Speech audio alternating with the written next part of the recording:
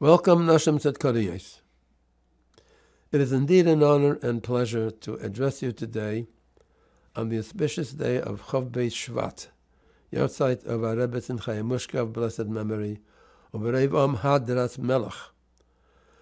While we remember the Rebbezin and pay tribute to her every year on this special day, she is very much on our minds every single day of the year. I constantly thank Hashem for the great honor and zchus to be in touch with her almost on a daily basis, and it is something I reflect upon constantly. The Rebbezin's compassion, her deep humility and sensitivity, her broad knowledge and brilliance, her unpretentious manner and gentle sense of humor, and most of all, her gift to all of us and to Klal Yisrael, the Rebbe, make her unforgettable.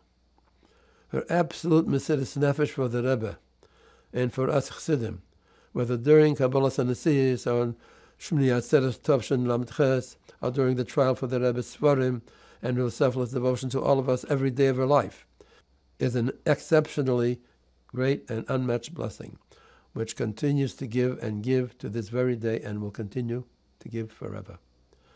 I am reminded of an extraordinary episode which expresses the Rebbezin's compassion and motherly instincts for a young man who was in pain. That young man was myself, Yehуда Krinsky. One day, while working in the Rebbe's office, I lifted something quite heavy and severely hurt my back.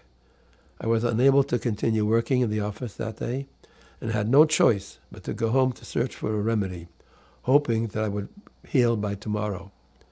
That evening at about 8 o'clock, the phone rang at my home. It was the Rebbezin calling. She casually started the conversation about this and that, and slowly shifted the conversation by asking how I was feeling. Not wanting to be alarming, I said that I was okay. But she gently persisted, and I realized that she understood that something was not beseder. So I told her what happened, and that I was in pain, and unable then to continue working on that day in the office, and went home to find a remedy. The Rebbezin then surprised me by saying that she was going to make an appointment for me to visit an orthopedic doctor the next day for a checkup. That was exactly the type of doctor that I needed. She mentioned the doctor's name, saying, "You probably remember Dr. So-and-so at the hospital in New Jersey. You took me to visit him about 2 years ago, and he helped me, and he will help you too. I'll get an appointment for you for tomorrow morning." Then she surprised me even more when she said that she will herself drive me there. Well, after recovering from her surprising suggestions, the Rebbezin would drive me there? She would drive me there, the Rebbezin? Yet knowing that I could not refuse the plans she already made, I said that I would agree to her gracious offer, that I would need to drive myself. And I told her that I could, because I drove that day, and I was okay. So once I'm sitting in the driver's chair, I'm just fine. And so she agreed. Sure enough, on the following day, I managed to get into the driver's seat, and accompanied by the Rebbezin, I drove to the doctor's office. Like a devoted Yiddish mama would do, she brought along with herself some refreshments for the ride, of which she invited me to partake, which I did. As we arrived at the doctor's office and I parked the car, she said she would accompany me up to see the doctor with me. And so the Rebbezin and I walked into the doctor's office. I was immediately ushered into the doctor's room, and the Rebbezin chose to sit in the waiting room next to the doctor's office while he treated me. When I was done, we returned back home to the residence of the Rebbezin on President Street, my back already feeling much better. I returned to the office at 770, where I was informed that the Rebbe wanted to see me.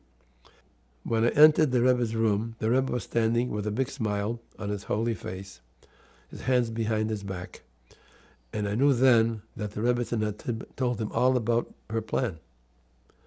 The Rebbe then said to me, "So what did the doctor say?"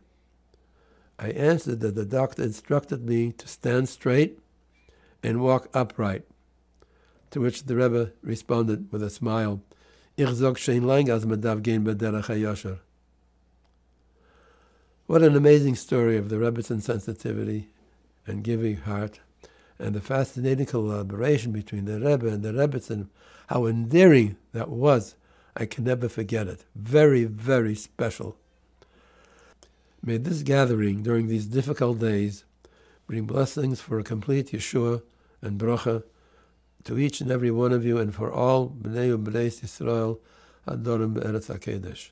Brachas of complete and total victory Aleinu. Brachas of Sholem, Hashket Vavetach, and brachas of healing, and Menuchas HaNefesh, and Menuchas HaDas, and Menuchas HaGuf.